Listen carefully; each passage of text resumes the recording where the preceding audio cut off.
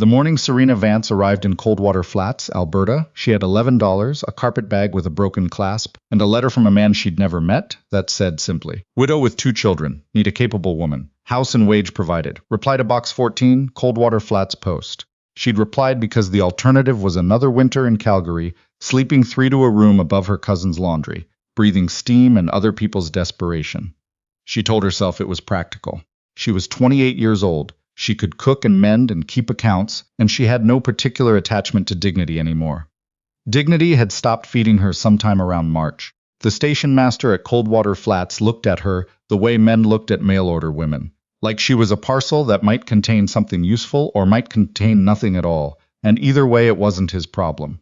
He pointed her toward the livery. The man waiting there was not what the letter had suggested. The letter had been so spare with words that she'd invented someone almost gentle in the gaps. The man leaning against the livery post was not gentle. He was tall and raw-boned, somewhere in his late 30s, with the particular stillness of someone who had stopped expecting good news a long time ago. His name was Callister Holt. He looked at her carpet bag, then at her face, with the same flat assessment. "You're smaller than I expected," he said. "You're quieter than your letter suggested," Serena said. "Since your letter said nothing at all." Something shifted in his expression, not quite a smile. Just a fractional rearrangement of the lines around his mouth that suggested he'd noted the comment and filed it somewhere. "Wagons out front," he said. That was how it started. The Holt Ranch sat 12 miles north of town, up a road that turned to ruts after the first frost, and stayed that way until June. The house was 2 stories of weathered pine that had once been painted white and was now the color of old snow. The barn was in better repair than the house, which told Serena something about the man driving the wagon beside her. The children were waiting on the porch. A girl of about 7 named Dottie, who had her father's stillness and her mother's, whoever her mother had been, dark eyes, and a boy of 5 named Samuel, who had mud on his boots and a serious expression that looked borrowed from an adult. They stared at Serena the way children stare at strangers, with complete transparency and no mercy. "Are you going to stay?" Dottie asked. "That's the plan," Serena said. "Our last one left in September. I don't leave in September." Dottie considered this. "What month do you leave?" Serena looked at her. "I haven't decided to leave yet. Ask me in a year." Dottie looked at her father. Callister had already lifted Serena's bag from the wagon without being asked and was carrying it toward the door. He didn't offer an opinion on the leaving question. Serena suspected that was its own kind of answer. The arrangement was not a marriage at first. She was hired help with a room of her own, the small one off the kitchen, warm from the stove, and a wage of $4 a month that Callister paid on the first of every month without fail, setting the coins on the kitchen table in a neat stack without making it a ceremony. She cooked and cleaned and kept the house, helped Dottie with her letters, stopped Samuel from eating things that weren't food. Callister came in for meals, ate without complaint, went back to the barn or the fields or wherever the ranch's relentless needs pulled him next. He was not cold exactly. He was compressed, like a man who had folded himself down to the smallest possible size, to fit inside a grief that had already taken too much room. She learned the shape of it slowly, the way you learn anything in a house where people don't explain themselves. His wife had been dead 2 years. Consumption, quick and merciless, leaving him with 2 children, 40 acres of scrubland that barely broke even in good years, and a mortgage held by the Territorial Land and Cattle Company out of Edmonton that came due every October and got a little harder to meet each time. She learned all of this not from Callister, who offered information the way he offered everything, only when directly asked, but from Dottie, who at 7 had already developed the particular habit of watching adults and reporting their behavior with the accuracy of a court stenographer. "Papa was up all night again," Dottie reported one morning while Serena made porridge. "Lots of people have trouble sleeping," Serena said. "He was doing the account books. He does that when there isn't enough." Serena didn't say anything. She ladled porridge into bowls and called Samuel in from wherever he'd gotten to and let the silence settle the way it always settled in that kitchen, like flour after sifting. But she started paying attention to the account books after that. She wasn't snooping. She was thorough. There was a difference. 3 months in February, when the cold had locked down everything north of Red Deer and the woodpile was going faster than Callister had planned for, a man came to the door. He wore a city coat and a hat that had no business in Alberta weather, and he introduced himself as Mr. Basker, representing the Territorial Land and Cattle Company. He had papers. The mortgage payment, he explained with the particular patience of someone delivering bad news they'd delivered many times before, had a clause. Section 12, paragraph 4. In the event of the primary mortgagee being unmarried, the company reserved the right to reassess the property's viability as a going concern. A bachelor rancher with 2 dependents and a declining yield. Mr. Basker consulted his papers, did not, in the company's assessment, represent a stable investment. I'm not a bachelor, Callister said. He said it the way he said most things, flat and careful, giving nothing away. I have a housekeeper. A housekeeper is not a wife, Mr. Basker said. The clause specifies. I'm aware of what the clause specifies. Serena was in the doorway to the kitchen, and she heard the particular quality of silence that followed. She recognized it because she'd heard it in her own life, in the landlord's office in Calgary, in the employment agency on 7th Street. It was the silence of a person calculating how much fight they had left and what it would cost them. Basker left with a deadline. 60 days to satisfy the clause or the company would exercise its right to reassess the mortgage terms. Reassess was a very tidy word for what Serena suspected it actually meant. That evening, after the children were in bed, Callister sat at the kitchen table and looked at the account books for a long time without opening them. There's another option, Serena said. She had been thinking about it since Basker's coat had disappeared down the drive.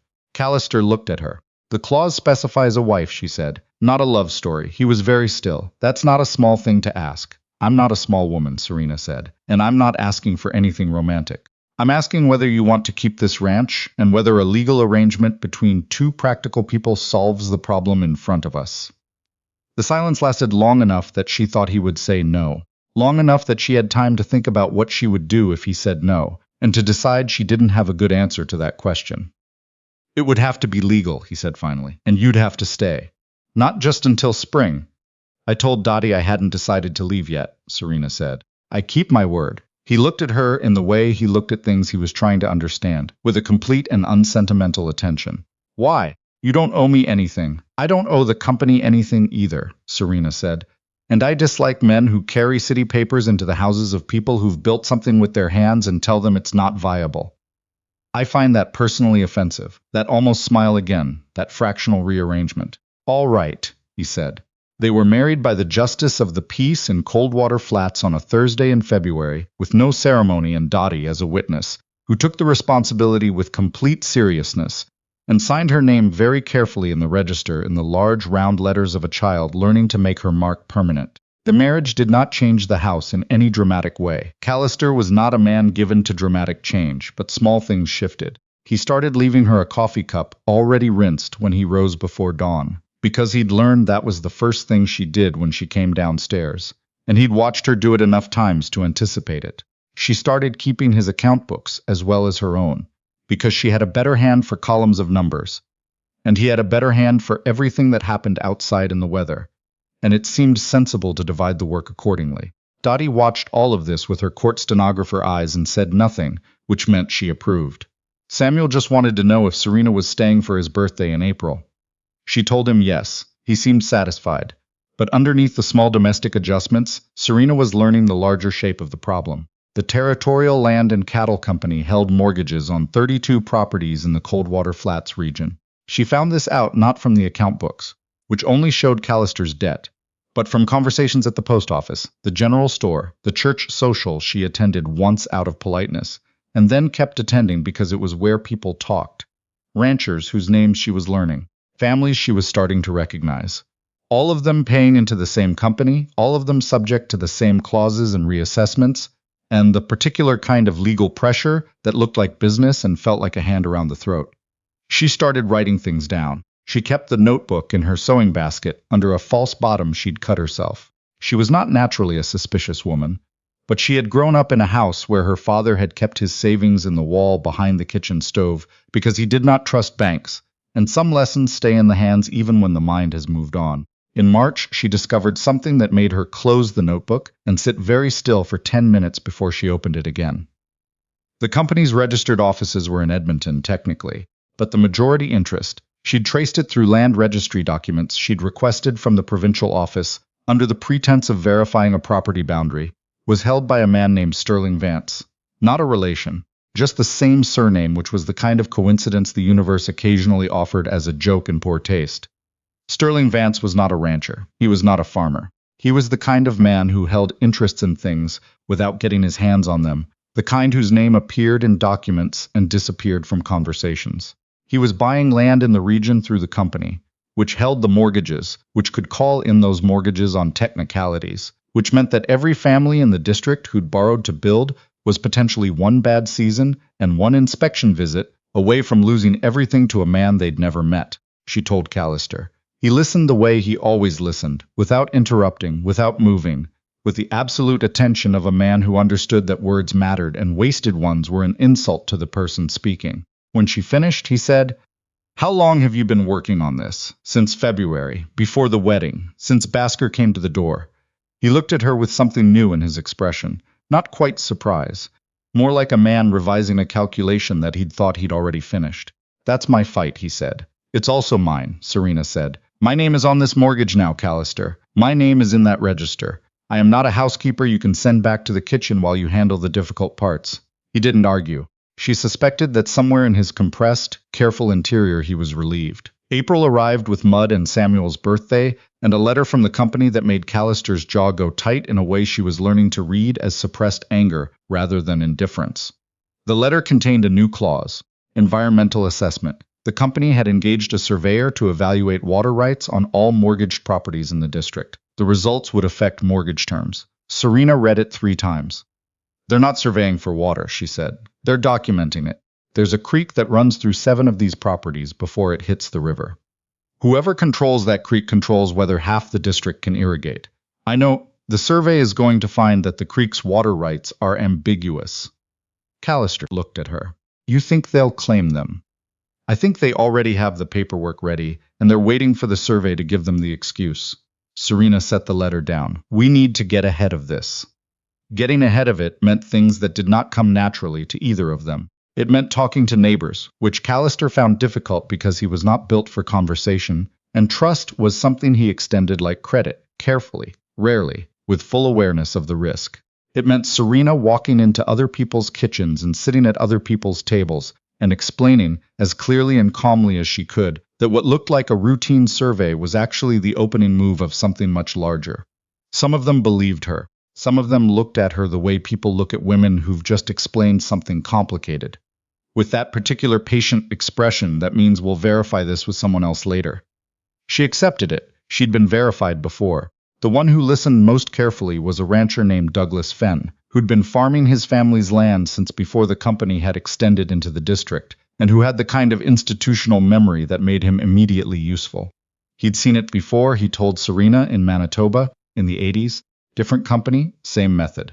Mortgages first, clauses second, surveys third. "Fourth is what?" Serena asked. "Foreclosures on whatever they couldn't buy clean," Douglas said. "Then they own the whole district and they set the terms for everything. Water, grazing rights, what you can plant, who you can sell to." Serena took notes. The first real trouble came in May, when Callister rode out to meet with 2 other ranchers about the water rights question, and came home with a split lip and a very deliberate silence on the subject of how he'd gotten it.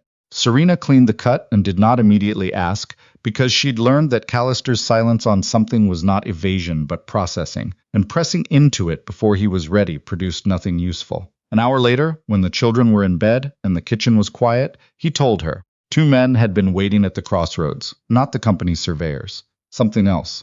They'd told him, in the careful language of men who'd done this before, that his wife was asking questions that didn't belong to her, and that there were ways the current mortgage situation could become considerably more complicated for someone with a property as marginal as his. "They mentioned me specifically," Serena said. By name. She felt something cold move through her.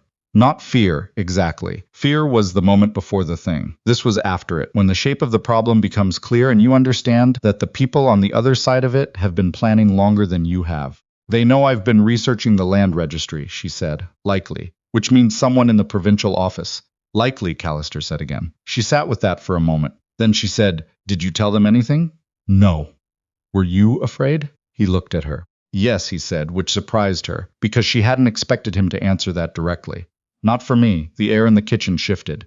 "I don't need protecting," Serena said carefully. "I know that." Callister's voice was even and deliberate.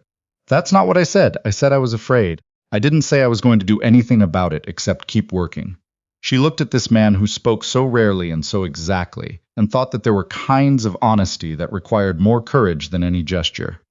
"Then we keep working," she said. June brought the surveyor to every property in the district. His name was Mr. Aldgate, and he was company through and through, polite, precise, and as transparent as a wall. He arrived at the Holt Ranch on a Tuesday morning and walked the creek line with instruments that Serena watched through the kitchen window while keeping her hands busy with bread dough so she wouldn't go outside and say something she hadn't finished calculating yet. Dottie appeared at her elbow. "Who is he?" Dottie asked. "A man who measures things that aren't his," Serena said. Dottie thought about this. "Is Papa going to make him leave?" "No," Serena said. "He has the legal right to be here, which is a different thing from having the right."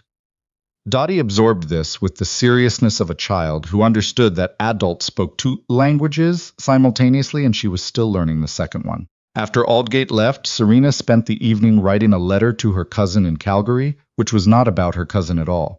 Her cousin had a friend who worked as a secretary for a land solicitor, and that friend had, on 2 previous occasions, found out information from documents she technically shouldn't have been looking at, purely because she believed that information wanted to be free, and also because she found the whole thing interesting. Serena had never been more grateful for curious people in her life. The reply came in 3 weeks. What it contained made her sit down and look at the ceiling for a long time. Sterling Vance had already filed a water rights claim on the creek. Not through the company, through a subsidiary that didn't appear in any of the local records, registered in Ontario, 2 months old. The claim cited the survey results that hadn't been delivered yet, results that had apparently already been written. She brought it to Callister and Douglas Fenn together, in Douglas's kitchen, because 2 pairs of eyes see better than one, and Douglas had the historical memory she lacked. Douglas read it twice. Then he said, "They fabricated the survey results in advance, or they already knew what the results would say because they told the surveyor what to find," Serena said. Either way. Callister had been quiet throughout. He looked at the letter now. "If we bring this to the provincial authority, Vance has people there," Serena said. "That's how the clerk knew I was researching the registry. We can't go through official channels, not local ones, federal?" Douglas asked. "Maybe, if we had someone there. If we had documentation solid enough that they couldn't sit on it." "That's a lot of ifs," Callister said. "Yes," Serena agreed. "So we'd better start turning them into certainties." She wrote letters. A quantity of letters that surprised even her, because she'd thought of herself as a practical woman rather than a strategic one. And it turned out those were the same thing under pressure. Letters to federal land offices. Letters to a member of parliament whose name Douglas recognized from a property dispute 15 years ago as someone who had actually shown up when called. Letters to a reporter at a paper in Edmonton, whose previous work on land fraud had been, according to her cousin's letter, accurate and thorough, and had made a great many people in real estate extremely unhappy. She did not tell Callister she was writing to the reporter, not immediately. She knew he would worry that it made them visible, and she knew he was right, and she'd already decided that visible was better than quiet on this particular field. And she wanted to be certain before she introduced an argument that would have to go through his careful, methodical processing before he reached the same conclusion. He found out on a Thursday when a letter arrived from the reporter, a woman named Frances Doyle, saying she was coming to Coldwater Flats. Callister read the letter. Then he looked at Serena. "You didn't mention this," he said. "I was going to tell you when I was sure she was coming. You should have told me before." She looked at him squarely. "Yes," she said. "I should have. I'm sorry." The apology seemed to land differently than he'd expected. He folded the letter and set it on the table. "What made you think of a reporter?" "I thought of visibility as protection. They can intimidate individuals in private. They can't intimidate a published story." He was quiet for a moment.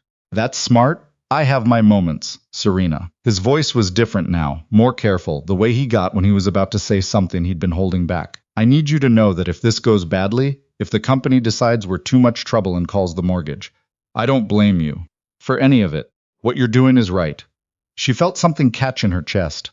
"It's not going to go badly," she said, which was more hope than certainty, but hope was a thing you said out loud on purpose. Frances Doyle arrived on a Wednesday. A woman in her 40s with ink-stained fingers and the particular energy of someone who had been angry on a low simmer for a very long time and found it useful. She sat in Douglas's kitchen with Serena and Callister and 3 other ranchers, and listened for 2 hours without interrupting, which was more professional discipline than most people managed.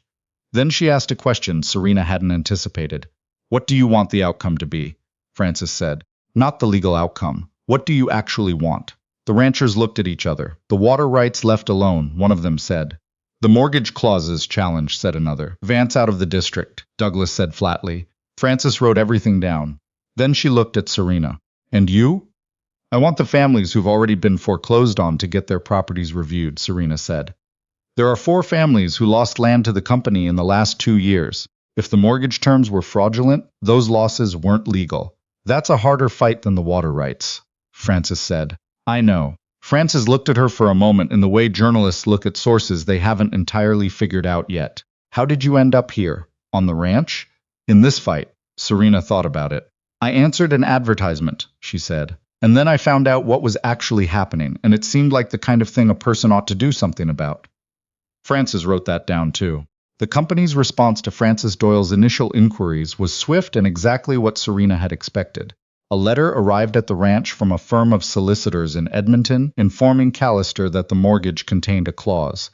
She was becoming familiar with the company's relationship with clauses, permitting acceleration of the debt in cases of reputational interference with the mortgagee's business interests. They were threatening to call the mortgage because she'd talked to a reporter.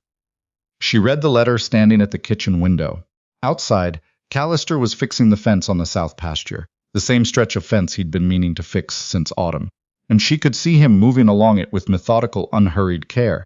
This man who kept repairing things that needed repairing regardless of what else was happening, and she felt something she hadn't let herself feel for most of the winter, which was the particular grief of having something to lose.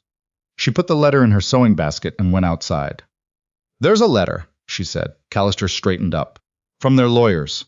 They want to accelerate the mortgage. He was quiet for a long moment. Because of the reporter? Yes. So we have 90 days. If we can't pay the full balance. She looked at him. We can't pay the full balance. He nodded once. Set down the fence pliers. Then we keep going. They're going to escalate, Serena said. The Crossroads men, it won't just be a message next time. I know. Callister. She waited until he looked at her. I need to know you understand what you're saying yes to, because I started this. We started this, he said. You sat at that kitchen table and I said all right. That was both of us. She didn't argue, because he was right, and because arguing with the truth was the kind of waste she'd never had the patience for. Then we planned for it, she said. The planning was not glamorous. It was a great deal of early mornings and letters and conversations in other people's kitchens, and the careful, unglamorous work of building a case out of pieces, land registry records, the fabricated survey results, correspondence from the cousin's friend in Calgary, who had continued to find things interesting, 3 statutory declarations from ranchers willing to put their names to what the company's men had said to them at crossroads and fence lines and the back of the general store. Frances Doyle published the first article in the Edmonton paper in late August. It was careful and factual and named Sterling Vance by name, which meant it had been through the paper's lawyers, which meant it was solid. It named the subsidiary. It described the predated water rights claim. It quoted 3 ranchers from the district. It did not quote Serena by name, because Frances had said with a directness Serena appreciated that anonymous sources sometimes lasted longer than visible ones. The response was not immediate. It never was in Serena's experience. Large, comfortable systems took time to notice when they'd been poked. But in September, a federal land inspector arrived in Coldwater Flats. Not a company inspector, a federal one. He had no relationship with Vance's subsidiary, as far as Douglas's historical memory and Serena's research could determine. And he asked very precise questions about the survey and the predated water claim, and the 4 families who'd lost properties in the last 2 years. The company's solicitors sent another letter. This one was quieter, which was more alarming than the angry ones. Then in October, the Crossroads men came back. They came at night this time, which was different from before. Serena heard horses and woke Callister with her hand on his arm before she'd fully processed what she was hearing, and he was up and moving with the particular efficiency of a man who'd spent enough sleepless nights already. The children's rooms first. Dottie awake and wide-eyed, Samuel still asleep in the way of small children who could sleep through weather. Callister told Dottie to stay in her room and close the shutters, in a voice so calm it was almost a different kind of language. There were 3 men in the yard. Not Basker, not the ones from before. Someone older, someone who looked like the kind of man who got sent when the message was meant to be final. Serena stayed inside. She didn't stay inside because she'd been told to. She stayed inside because she had the ledger of documents in her sewing basket and a letter already written to Frances Doyle and to the federal inspector and to the member of parliament and to her cousin's friend. And the letter explained everything they had and where to find it, and she was staying inside to make sure that if this went wrong, the case didn't end with them. She heard voices in the yard, too low to make out words. She heard Callister's voice, even and deliberate. She heard silence, which was the worst kind of sound. Then she heard the horses leaving. She was at the door before the sound had fully faded. Callister was standing in the yard with his hands at his sides, watching the darkness where the riders had gone. He was fine. He was standing unhurt, the ordinary specific realness of him in the cold October air. They wanted the documents, he said when she reached him. What did you tell them? That I didn't know what documents they meant. Which is true, Serena said, because you don't know exactly where they are. Something crossed his face that might have been the beginning of something if either of them had been different people in different circumstances. Smart, he said. I have my moments, she said again, and her voice came out steadier than she felt. Frances Doyle published a second article in November. This one was less careful. It named more names. It described the visit from the men in the yard. Serena had written to Frances the morning after, and noted that intimidation of sources was a legal matter as well as an ethical one. The company's solicitors went quiet. Sterling Vance's name appeared in the federal inquiry documents that December, which Serena learned about from the Member of Parliament's office, who had been, to her genuine surprise, exactly as useful as Douglas had hoped. The water rights claim was suspended pending the inquiry. It was not a victory. It was the beginning of the possibility of one, which was a different and more precarious thing. The winter that year was quiet in the way that follows noise. Not peaceful, exactly, but rested. The federal inquiry moved at the speed of government, which is to say it moved, which was more than Serena had let herself hope for during the worst of August. The solicitor's letters stopped. The Crossroads men didn't come back. Dottie learned to read chapter books and informed Serena of this achievement with the pride of someone who had done something they'd been working toward for a long time. Samuel turned 6 in April. Serena had promised she would be there, and she was. She and Callister had developed, over the course of the year, the kind of marriage that happens when two people face something together and find they've built a habit of it. Not demonstrative. Not the kind that would make anyone in a novel take notice. But real in the way a fence is real. You can put weight on it and it holds. One evening in January, when the snow had been falling since morning, and the house had the sealed-in warmth of a place that has weathered many winters, Callister said something he'd been carrying since autumn. I don't know how to thank you for what you did, he said. I'm not sure I know how to say what I mean. Then don't say it, Serena said. I don't need it said. I want to say it anyway. He was looking at the window at the snow, in the way he looked at things that were complicated. When I put that advertisement in the paper, I was looking for someone capable. That was the word I used. Capable, I remember. I didn't know what capable actually meant, he said. I thought I meant someone who could manage the house and the children, and you did that. But you also did everything else. And he stopped. Callister, he looked at her. You kept the ranch, she said. You got up every morning before dawn for a year and fixed the things that needed fixing. And you let me work beside you instead of behind you. And you said we when it would have been easier to say I. That's not nothing. He was quiet for a long moment. I'm glad you answered the advertisement, he said finally. It was simple and exactly what he meant, which was how he said everything. So am I, Serena said. In March, the federal inquiry recommended that the water rights claim, filed by Vance's subsidiary, be voided on the grounds of procedural fraud. In April, 2 of the 4 families who had lost properties to the company brought claims challenging their foreclosures, citing documentation Serena had spent 6 months compiling. In May, the first of those claims was upheld. Sterling Vance did not appear in court. He had the kind of presence that existed in documents and disappeared from rooms. His solicitors appeared. His solicitors argued. His solicitors lost more than they won. The ranch did not become prosperous. Good years in Alberta are good and bad years in Alberta are bad, and the mortgage remained the mortgage, to be met every October with exactly as much effort as it had always required. But it was met. The water rights were intact. The creek ran through the south pasture the way it always had, feeding into the river, belonging, at least in the eyes of the law, to the people whose land it crossed. Dottie showed Serena her school copybook one evening. A page of neat, deliberate letters that had improved considerably from the large, unpracticed ones she'd written in the register at the Justice of the Peace. Do you think I'll be able to write a book someday? Dottie asked. I think you'll write whatever you decide to write, Serena said. Will you still be here? Serena looked at the girl who'd asked her, on that first day, what month she planned to leave. I haven't decided to leave yet, she said. Ask me next year. But she said it differently than she'd said it the first time. The first time it had been a practical answer. This time it was something closer to a joke, the kind you make with people you know well enough to joke with, which is its own kind of answer. Outside she could hear Callister in the yard, The sound of tools and deliberate work, the particular rhythm of a man who keeps repairing things because the things are worth repairing, and because he is the kind of person who doesn't quit on what he's started. Serena picked up her pen. She had a letter to finish, a practical one, to the Member of Parliament's office, about the status of the remaining property claims. There was still work to be done. She'd never found that discouraging. Work was just the proof that something mattered. She wrote the date at the top of the page and began.